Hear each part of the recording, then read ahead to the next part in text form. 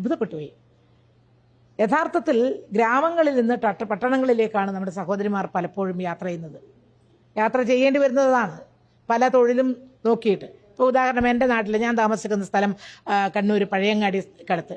പഴയങ്ങാടിയിൽ നിന്ന് തലശ്ശേരിയിൽ ജോലി ചെയ്യേണ്ടുന്ന ഒരു സഹോദരി, എത്രയോ സ്ത്രീകൾ ജോലി ചെയ്യുന്നുണ്ട്, അങ്ങനെ പോകേണ്ടുന്ന സഹോദരി, അല്ലെങ്കിൽ കാസർഗോഡ് പോകേണ്ടുന്ന ഒരു സഹോദരി 9 മണിക്ക് പോയാൽ 11 മണിക്ക് എത്തൂ.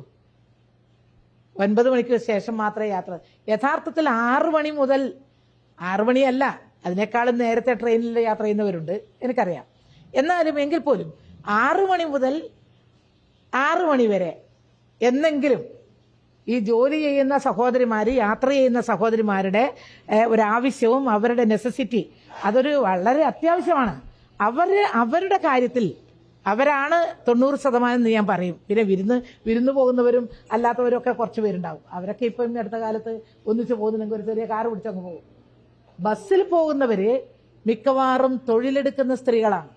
ഈ തൊഴിലെടുക്കുന്ന സ്ത്രീകളെ ഉദ്ദേശിച്ചാണ് ഈ ഒരു സൗജന്യ യാത്ര ഉദ്ദേശിക്കുന്നതെങ്കിൽ ഗവൺമെന്റ് ചെയ്യേണ്ടിയിരിക്കുന്നത് അതിന്റെ ടൈം മാറ്റണം. അതിന്റെ സമയം 6 മണി മുതൽ 6 മണി വരെ ആക്കണം. എങ്കിൽ 9 മണി മുതൽ എന്ന് പറഞ്ഞു ആണോ?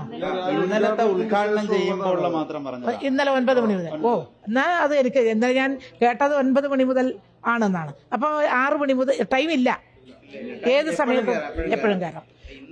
അത് അങ്ങനെയാണെങ്കിൽ അതിൽ സോറി, അതെനിക്ക് വന്നിട്ടുള്ള ഒരു തെറ്റിദ്ധാരണയാണ്. ഇന്നലെ മാത്രം 9 മണി മുതൽ. അത് അങ്ങനെയാണെങ്കിൽ അതിന് ഞാൻ സ്വാഗതം ചെയ്യുന്നു. ടൈമിംഗ് ഇല്ല എന്നാണെങ്കിൽ അത് വളരെ നല്ല കാര്യം. അത് അവർക്ക് തൊഴിലെടുക്കുന്ന സ്ത്രീകൾക്ക് അതൊരു വലിയ അനുകൂല്യം. പക്ഷേ ആ തൊഴിലെടുക്കുന്ന സ്ത്രീകൾക്ക് ഈ ആനുകൂല്യം ചിലപ്പോൾ ഒരു പ്രതിമാസം 2500 അല്ലെങ്കിൽ 3000 രൂപ കിട്ടുമായിരിക്കും, 2000 കിട്ടുമായിരിക്കും, അല്ലെങ്കിൽ കിട്ടുന്ന പല രൂപത്തിലായിരിക്കും. ചിലർക്ക് 500 ആയിരിക്കും, ചിലർക്ക് 1000 ആയിരിക്കും. കിട്ടട്ടെ.